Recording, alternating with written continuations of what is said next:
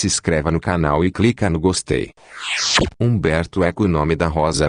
O nome da rosa. Humberto Eco. Naturalmente, um manuscrito no dia 16 de agosto de 1968 foi-me parar às mãos um livro que se deve à pena de um certo Abade Valete. Li manuscript de Dodson de Melk, traduit em francês da presse l'édition de Dom J. Mabillon, aos presses de Lablaye de La Source, Paris, 1842. O livro, acompanhado de indicações históricas na verdade bastante pobres, afirmava reproduzir fielmente um manuscrito do século XIV, por sua vez encontrado no mosteiro de Melk pelo grande erudito seiscentista, a quem tanto se deve pela história da ordem beneditina. A dota Trouvaille, para mim, portanto a terceira no tempo, alegrava-me enquanto me achava em Praga à espera de uma pessoa querida. 6 dias depois, as tropas soviéticas invadiam a desventurada cidade. Consegui afortunadamente alcançar a fronteira austríaca em Linz. Dali dirigi-me para Viena, onde me reuni a pessoa esperada, e juntos seguimos o curso do Danúbio. Num clima mental de grande excitação, eu lia, fascinado, a terrível história de Adso de Melk, e tanto me deixei absorver que quase de um jato redigi a sua tradução, nuns grandes cadernos da papelária Giuseppe Gilbert, em que é tão agradável escrever-se a caneta formacia. E assim fazendo chegamos às proximidades de Melk, onde se erga ainda, a pique sobre o meandro do rio, o belíssimo Stige, muitas vezes restaurado através dos séculos. Como o leitor terá imaginado, na biblioteca do mosteiro não encontrei vestígios do manuscrito de Adso. Antes de chegar a Salzburg, numa trágica noite numa pequena estalagem das margens do Montsee, a minha viagem a dois foi bruscamente interrompida, e a pessoa com quem viajava desapareceu, levando consigo o livro do Abade Valete, não por mal, mas por causa do modo desordenado abrupto como tinha findado a nossa relação. Fiquei assim com uma série de cadernos manuscritos pelo meu punho e um grande vazio no coração. Alguns meses depois, em Paris, decidi ir ao fundo da minha investigação. Das poucas informações que tinha tirado do livro francês restava-me a referência à fonte, excepcionalmente minuciosa e precisa. Veterana lecta, sive collectie veterum aliquot operum e opusculorum hominis generis, carminum, epistolarum, diplomatum, epitapiorum, quin, itinere germanico, ad notationibus aliquot disquisitionibus R. D. Joannis Mabillon, presbyteriac monachii ord sancti benedictii congregatione Mauri 9 de Tilcui accesseri Mabilloni vitae aliquot opuscula, silicet dissertatio de pan eucharistico, asimuel fermentalo, adminentis cardinalem bona, subjungitur opusculum eudefonsis paniensis episcopi de Euden argumento et Eusebii Romani ad eupilungalum epistola, de cultu sanctorum ignotorum, paresiis, apud evesci, ad ponte S. Michelis, de Kikixi, com privilegio regis. Encontrei logo os veterana lecta na biblioteca seguinte Genevieve, mas, com grande surpresa minha, a edição encontrada discordava em 2 pormenores. Antes de mais, o editor, número que era Montalante, Aripam pp. Augustinianorum, propipontem S. Michelis, e depois a data, de 2 anos mais tarde. É inútil dizer que estes analecta não continham nenhum manuscrito de Adso ou Adso Melk, trata-se, pelo contrário, como qualquer um pode verificar, de uma recolha de textos de curta e média extensão. Enquanto a história transcrita por Valete se estendia por algumas centenas de páginas. Consultei nessa altura medievalistas ilustres, como o querido e inesquecível Etienne Gilson, mas foi claro que os únicos veterana lecta eram os que tinha visto em Sainte-Geneviève. Uma saltada Abbaye de La Source, que surge nos arredores de Passy, e uma conversa que o amigo Dom Arne Lanestede convenceram-me igualmente de que nenhum Abade Valete tinha publicado livros nos prelos, aliás inexistentes, da abadia. É conhecida a negligência dos eruditos franceses em dar indicações bibliográficas de uma certa credibilidade, mas o caso superava qualquer razoável pessimismo. Comecei a pensar que me tinha caído nas mãos um apócrifo. O próprio livro de Valete era então irrecuperável, ou pelo menos não ousava ir pedi-lo a quem mo tinha subtraído, e não me restava senão as minhas notas, das quais já começava a duvidar. Há momentos mágicos, de grande cansaço físico e intensa excitação motora, em que se tem visões de pessoas conhecidas no passado e me retraçante seus detalhes, gens suis a me desmander se os sont reus, ou li em sigileza e revés. Como aprendi mais tarde, no belo livrinho de Abed Bucoias, igualmente visões de livros ainda não escritos. Se não tivesse sucedido alguma coisa de novo, estaria ainda aqui a perguntar-me de onde viria a história de Adso de Melk, mas em 1970, em Buenos Aires, vasculhando nas bancas de um pequeno alfarrabista em Corrientes, não muito longe do mais insigne pátio del Tango daquela grande avenida, caiu-me nas mãos a versão castelhana de um livrinho de Milo Temesvar, do uso dos espelhos no jogo do xadrez,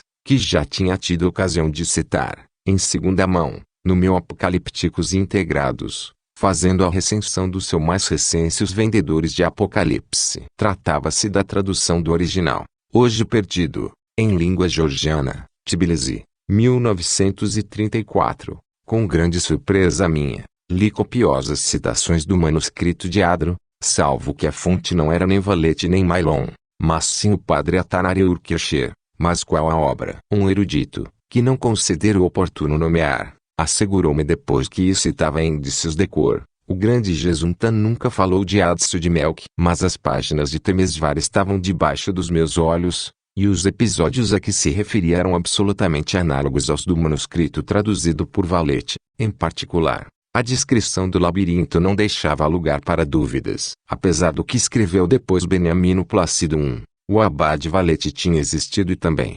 certamente, Adso de Melk conclui que as memórias de Adro pareciam juntamente participar da natureza dos eventos que narra, envoltas em muitos e vagos mistérios, a começar pelo autor e acabar na localização da abadia sobre a qual Adso se cala com tenaz obstinação, de modo que as conjecturas permitem desenhar uma zona imprecisa entre Pomposa e Conquer, com razoáveis probabilidades de que o lugar se situasse ao longo da cadeia dos Apeninos, entre o Piemonte, a Algúria e a França, como quem diz entre Lerici e Turbia. Quanto à época em que se desenrolam os eventos descritos, estamos no fim de novembro de 1327. É, porém, incerto quando escreve o autor. Calculando que número se diz noviço, em 1327 já está próximo da morte quando redige as suas memórias, podemos conjecturar que o manuscrito foi lavrado nos últimos 10 ou 20 anos do século XIV. Pensando bem, eram bastante escassas as razões que podiam inclinar-se a abafar estampa a minha versão italiana de uma obscura versão neogótica francesa de uma edição latina seiscentista de uma obra escrita em latim,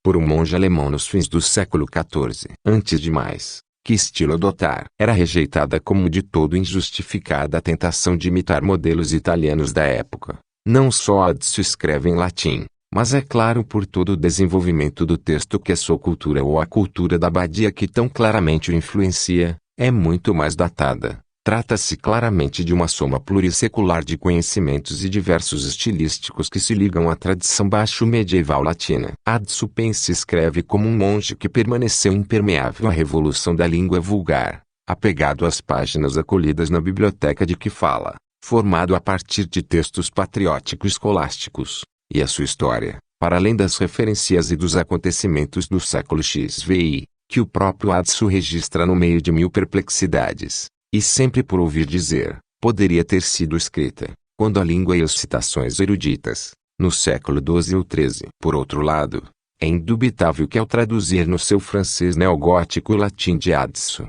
Valete introduziu de seu várias licenças, e nem sempre apenas estilísticas. Por exemplo, os personagens falam por vezes dar virtudes das ervas, reportando-se claramente ao livro dos segredos atribuído a Alberto Magno, que sofreu infinitas reelaborações através dos séculos. É certo que Adso conhecia, mas resta o fato que cita trechos que evocam demasiado literalmente quer receitas de Paracelso quer claras interpolações de uma edição de Alberto Magno sem dúvida da época Tudor II. Por outro lado, apurei em seguida que nos tempos em que Valete transcreveu o manuscrito de Adso circulava em Paris uma edição setecentista do Grande e do Petit Albert III, já irremediavelmente corrompida. Todavia, como ter a certeza que o texto a que se reportavam Adso os monges cujos discursos ele anotava não continha, entre gulosas, escólios e apêndices vários, também anotações que depois iriam alimentar a cultura posterior. Enfim, devia conservar em latim as passagens que o próprio abade Valete não considerou oportuno traduzir, talvez para conservar o espírito da época. Não havia justificações precisas para o fazer, a não ser um sentimento, talvez mal entendido, de fidelidade à minha fonte. Eliminei o excesso, mas alguma coisa deixei. E receio ter feito como os maus romancistas que, ao pôr em cena um personagem francês, o fazem dizer parbleu.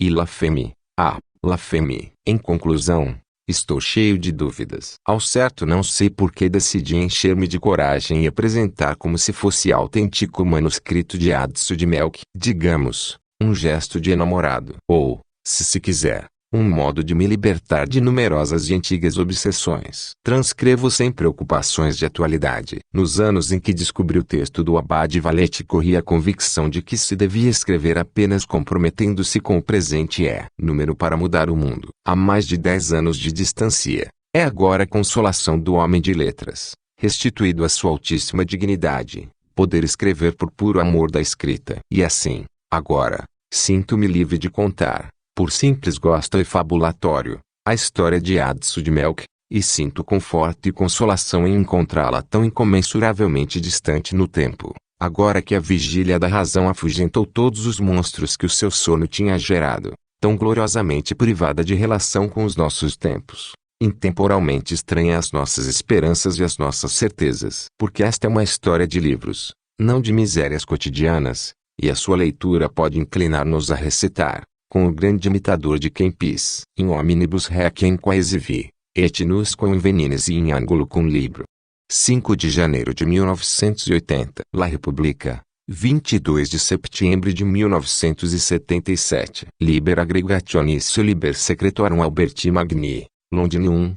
Juxta pontem que vulgariter dicitur fletbridge. MCCCCLXXXV. 3 les admirables secretis d'Albert Ligrande, a Lyon, chez les héritiers Beringus, fratres, à l'insigne d'Agrippa. MDCCLXXV. Secretis merveilleux de la magie naturelle et cabalistique du petit Albert, a Lyon. Ibidem. Mdkikixix. 2. 1. Nota: o manuscrito de Adso está dividido em 7 dias e cada dia em períodos correspondentes às horas litúrgicas. Os subtítulos, na terceira pessoa, foram provavelmente acrescentados por Valete, mas como são úteis para orientar o leitor, e este uso não se apartado de muita literatura em língua vulgar daquele tempo, não considerei oportuno eliminá-los. As referências de Adso às horas canônicas causaram-me uma certa perplexidade. Não só porque a sua determinação varia segundo as localidades e as estações, mas, com toda a probabilidade, no século XIV não se seguiam com absoluta precisão as indicações fixadas por São Bento na regra. Todavia, para orientação do leitor, deduzindo em parte do texto e em parte confrontando a regra originária com a descrição da vida monástica fornecida por Edouard Schneider em Les Heures Benedictines, Paris, Grasset, 1925, credo que se pode adotar a avaliação seguinte: matinas, que por vezes Adso designa também com a antiga expressão vigiliae, entre as 2h30 e as 3h da noite. Número laudas que na tradição mais antiga se chamavam matutini, entre as 5h e as 6h da manhã, de modo a terminarem ao romper da alva. Prima, cerca das 7h30, pouco antes da aurora. Terça, cerca das 9h. Sexta, meio-dia, num mosteiro em que os monges não trabalhavam no campo, no inverno, era também a hora da refeição. Nona, entre as 2h e as 3h da tarde. Vésperas, cerca das 4h30, ao pôr do sol, a regra prescreve a ceia quando ainda não desceu a treva. Completas, cerca das 6h, antes das 7h os monges vão se deitar. O cálculo baseia-se no fato de que na Itália setentrional, no fim de novembro, o sol nasce por volta das 7h30 e põe-se por volta das 4h40 da tarde. Prólogo: no princípio era o Verbo, e o Verbo estava com Deus, e o Verbo era Deus. Ele estava no princípio com Deus, e a tarefa do monge fiel seria repetir cada dia com salmo diante humildade o único e modificável evento cuja incontroversa verdade se pode asseverar. Mas vivemos num perspekulum et in enigmati. A verdade, antes de face a face, manifesta-se por traços, aí, quão ilegíveis, no errar do mundo, de modo que devemos decifrar-lhe os sinais fiéis, mesmo onde nos parecem obscuros e quase tecidos de uma vontade de todo tendente ao mal. Chegado ao fim da minha vida de pecador, enquanto velho encanecido como o mundo, à espera de me perder no abismo sem fundo da divindade silenciosa e deserta, participando da luz incomunicável das inteligências angélicas, retido agora pelo meu corpo pesado e doente nesta cela do querido mosteiro de Melk, disponho-me a deixar neste velo testemunha dos admiráveis e terríveis eventos a que na juventude me foi dado assistir, repetindo verbatim enquanto ouvi, sem ousar tirar daí nenhum desígnio, como para deixar aqueles que hão de vir, se o anticristo não os preceder, sinais de sinais para que sobre eles se exercise a prece da decifração. O Senhor me concede a graça de ser testemunha transparente dos acontecimentos que tiveram lugar na abadia de Quebon e preduzo calar agora o próprio nome ao findar o ano do Senhor de 1327, em que o imperador Luís desceu à Itália para reconstituir a dignidade do Sacro Império Romano, segundo os desígnios do Altíssimo e para a confusão do infame usurpador simoníaco e heresiarco a quem Avignon cobriu de vergonha o santo nome do apóstolo. Digo, a alma pecadora de Jacques de Cahors, que os ímpios veneraram como João Xei. Número para melhor compreender os acontecimentos em que me achei envolvido, talvez seja bom recordar quanto estava acontecendo no início daquele século, tal como o compreendi então, vivendo-o, e tal como o rememoro agora, enriquecido com outros relatos que depois ouvi se acaso a minha memória está em condições de reatar os fios de tantos e tão confusos eventos. Desde os primeiros anos daquele século que o Papa Clemente V tinha transferido a sede apostólica para Avignon, deixando Roma à mercê das ambições dos senhores locais, e gradualmente a cidade santíssima da cristandade se tinha transformado num circo, ou num lupanar, dilacerada pelas lutas entre os seus maiores. Dizia-se república e não era, batida por bandos armados, sujeita a violências e sacas. Eclesiásticos que se esquivavam à jurisdição secular comandavam grupos de facínoras e rapinavam de espada em punho, prevaricavam e organizavam torpes tráficos. Como impedir que o Caput Mundi voltasse a ser, e justamente, a meta de quem quisesse cingir a coroa do Sacro Império Romano e restaurar a dignidade do domínio temporal que já tinha sido dos Césares? Eis, pois, que em 1314 5 príncipes alemães tinham eleito em Francoforte Luís da Baviera como supremo regente do império. Mas no mesmo dia, na margem oposta do Meno, o conde palatino do Reno e o arcebispo de Colônia tinham eleito com a mesma dignidade Frederico de Áustria. Dois imperadores para uma única sede e um só papa para duas, situação que se tornou, na verdade, fonte de grande desordem. 2 anos depois era eleito em Avignon o novo papa, Jacques de Cahors, de 72 anos, precisamente com o nome de João 22, e queiram os céus que nunca mais nenhum pontífice adote um nome já tão mal visto pelos homens de bem. Francês e devoto do rei de França, os homens daquela terra corrupta estão sempre inclinados a favorecer os interesses dos seus e são incapazes de olhar o mundo inteiro como a sua pátria espiritual. Tinha defendido Filipe, o Belo, contra os cavaleiros templários, que o rei tinha acusado, creio que injustamente, de delitos ignominiosos para se apoderarem dos seus bens, com a cumplicidade daquele eclesiástico renegado. Entretanto, tinha-se inserido em toda aquela trama Roberto de Nápoles, que, para manter o controle da península italiana, tinha convencido o Papa a não reconhecer nenhum dos dois imperadores alemães, ficando assim chefe-geral do Estado da Igreja. Em 1322, Luís, o Bávaro, batia o seu rival Frederico, ainda mais temeroso de um só imperador do que tinha sido de dois. João excomungou o vencedor, e este em resposta denunciou o Papa como herético. É necessário dizer que, precisamente naquele ano, tinha tido lugar em Perugia o capítulo dos frades franciscanos, e o seu geral, Miguel de Cesena, acolhendo as instâncias dos espirituais de que terei ainda a ocasião de falar, tinha proclamado como verdade de fé a pobreza de Cristo, que, se tinha possuído alguma coisa com os seus apóstolos, o tinha tido só como usus facti. Digna resolução, destinada a salvaguardar a virtude e a pureza da ordem, mas ela desagradou assaz ao Papa, que nela entrevia talvez um princípio que poria em perigo as próprias pretensões que ele, como chefe da Igreja, tinha de contestar ao Império o direito de eleger bispos, reservando pelo contrário ao Sacro Sólio de investir o imperador. Fosse estas ou número outras as razões que o moviam,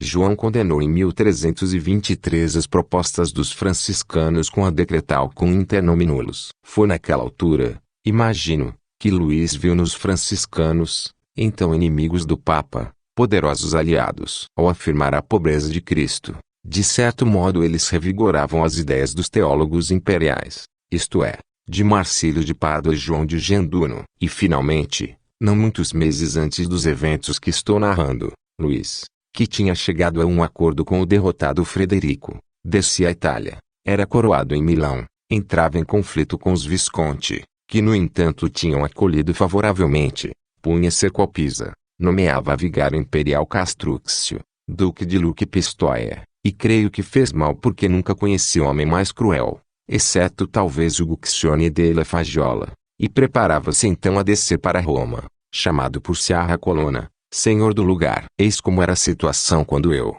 já noviço beneditino no mosteiro de Melk, fui retirado da tranquilidade do claustro por meu pai, que se batia no séquito de Luís, não como o último dos seus barões, e que considerou avisado levar-me consigo para que conhecesse as maravilhas de Itália e estivesse presente quando o imperador fosse coroado em Roma. Mas o assédio de Pisa absorveu-o nos cuidados militares. Eu disso tirei vantagem, vagueando, um pouco por ócio e um pouco por desejo de aprender, pelas cidades da Toscana, mas esta vida livre sem regra não se adequava, pensaram os meus pais, a um adolescente votado à vida contemplativa. E a conselho de Marcílio, que começara a gostar de mim, decidiram pôr-me junto de um douto franciscano, frade Guilherme de Baskerville, que ia iniciar uma missão que o levaria a visitar cidades famosas e abadias antiquíssimas. Assim me tornei seu escrivão e discípulo ao mesmo tempo, e não vim arrepender-me, porque fui com ele testemunha de acontecimentos dignos de serem confiados,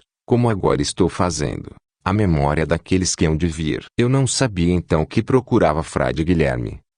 Para dizer a verdade, ainda hoje não sei, e presumo que nem sequer ele o soubesse, movido como era pelo único desejo da verdade e pela suspeita, que sempre lhe vi nutrir, de que a verdade não era aquela que lhe aparecia no momento presente. E talvez naqueles anos ele estivesse desviado dos seus estudos prediletos por incumbências do século. A missão de que Guilherme estava encarregado ficou para mim incógnita ao longo de toda a viagem, ou melhor, ele não me falou dela. Foi sobretudo ouvindo pedaços de conversas que ele teve com os abades dos mosteiros em que nos íamos detendo que pude fazer uma ideia da natureza da sua tarefa. Mas não o compreendi plenamente enquanto não chegamos à nossa meta. Como direi depois, dirigíamos-nos para norte, mas a nossa viagem não prosseguiu em linha reta, e detivemos-nos em várias abadias. Assim, aconteceu que viramos para o ocidente, enquanto a nossa meta última ficava a oriente, quase seguindo a linha de montanhas que vai de Pisa na direção da estrada de Santiago, parando numa terra que os terríveis acontecimentos que depois aí sucederam me desaconselham de identificar melhor, mas cujos senhores eram fiéis ao império e onde os abades da nossa ordem se opunham de comum acordo ao papa herético e corrupto. A viagem durou 2 semanas entre vicissitudes várias, e durante esse tempo tive ocasião de conhecer, nunca o bastante, como estou convencido, o meu novo mestre. Número nas páginas que se seguem. Não quero abandonar-me a descrições de pessoas, a não ser quando a expressão de um rosto ou um gesto apareçam como sinais de muda mas eloquente linguagem, porque, como diz Boécio, nada é mais fugaz do que a forma exterior, que fenece e muda como as flores do campo ao surgir o outono. E que sentido teria hoje dizer do abade Abone que tinha o olhar severo e as faces pálidas, quando agora ele e os que o rodeavam são pó e do pó seu corpo tem gel cinzento mortífero só um espírito, queira Deus, resplandecendo de uma luz que jamais se extinguirá. Mas de Guilherme quero falar, e uma vez por todas, porque também me impressionaram as suas singulares feições, e é próprio dos jovens ligar-se a um homem mais velho e mais sábio não só pelo fascínio da palavra e pela agudeza da mente mas também pela forma superficial do corpo, que se torna queridíssima. Como acontece com a figura de um pai, a quem se estudam os gestos e as cóleras e se espia o sorriso, sem a menor sombra de luxúria a inquinar esta forma, talvez a única verdadeiramente pura, de amor corpóreo. Os homens de outrora eram altos e belos, agora são crianças e anões, mas este fato é apenas um dos muitos que testemunham a desgraça de um mundo que envelhece. A juventude não quer aprender mais nada, a ciência está em decadência. O mundo inteiro caminha de cabeça para baixo. Cegos conduzem outros cegos e fazem-nos precipitar nos abismos. Os pássaros lançam-se antes de começarem a voar. O burro toca a lira, os bois dançam. Maria já não é uma vida contemplativa e Marta já não é uma vida ativa. Lia é estéril. Raquel tem olhos sensuais. Catão frequenta os lupanares. Lucrécio torna-se mulher. Tudo está desviado do seu próprio caminho. Sejam dadas graças a Deus que eu, naquele tempo, adquiri do meu mestre o desejo de aprender e o sentido da reta via, que se conserva mesmo quando o caminho é tortuoso. Assim, a aparência física de Frade Guilherme era tal que chamava a atenção do observador mais distraído. A sua estatura superava a de um homem normal e era tão magro que parecia mais alto. Tinha olhos agudos e penetrantes. O nariz afilado e um pouco adunco conteria ao seu rosto a expressão de alguém que vigia, salvo nos momentos de torpor de que falarei. Também o queixo denunciava nele uma vontade firme,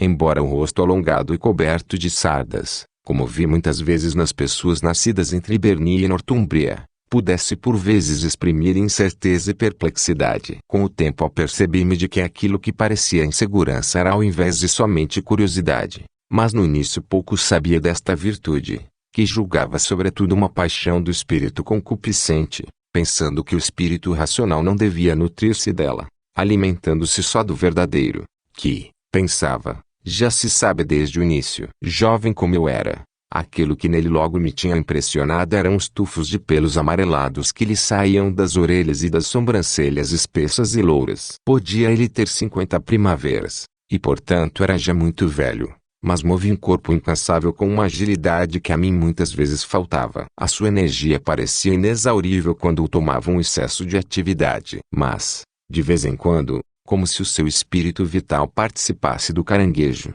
caía em momentos de inércia, e viu estar durante horas no catre da sua cela pronunciando a custo um ou outro monossílabo sem contrair um único músculo do rosto. Nessas ocasiões aparecia nos seus olhos uma expressão vaga e ausente. E eu teria suspeitado que Número estivesse sob o efeito de alguma substância vegetal capaz de provocar visões. Se a evidente temperança que regulava a sua vida não me tivesse induzido a afastar este pensamento. Não escondo todavia que, no decurso da viagem, tinha parado por vezes à beira de um prado, na orla de uma floresta, para colher uma erva, creio que era sempre a mesma. E punha-se a mastigá-la com ar absorto. Uma parte guardava consigo e comia nos momentos de maior tensão, e muitas vezes os tivemos na abadia. Quando uma vez lhe perguntei de que se tratava, disse-me, sorrindo, que um bom cristão pode aprender às vezes até com os infiéis.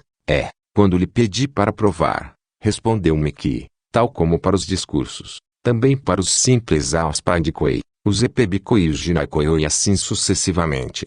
De modo que as ervas que são boas para um velho franciscano não são boas para um jovem beneditino. No tempo que estivemos juntos não tivemos ocasião de fazer uma vida muito regular. Mesmo na abadia velávamos de noite e caímos de cansaço durante o dia, e nem sequer participávamos regularmente nos ofícios sacros. Raramente, no entanto, em viagem, ele velava depois de completas, e tinha hábitos sóbrios. Por vezes, como sucedeu na abadia, passava todo o dia movendo-se pelo horto, examinando as plantas como se fossem crisopráceos ou esmeraldas, e viu vaguear pela cripta do tesouro olhando para um escrino ornado de esmeraldas e crisopráceos como se fosse um ramo de estramônio. Outras vezes ficava um dia inteiro na sala grande da biblioteca folheando manuscritos como se não procurasse outra coisa senão o seu próprio prazer quando à nossa volta se multiplicavam os cadáveres de monges horrorosamente assassinados. Um dia encontrei-o a passear no jardim sem qualquer fim aparente,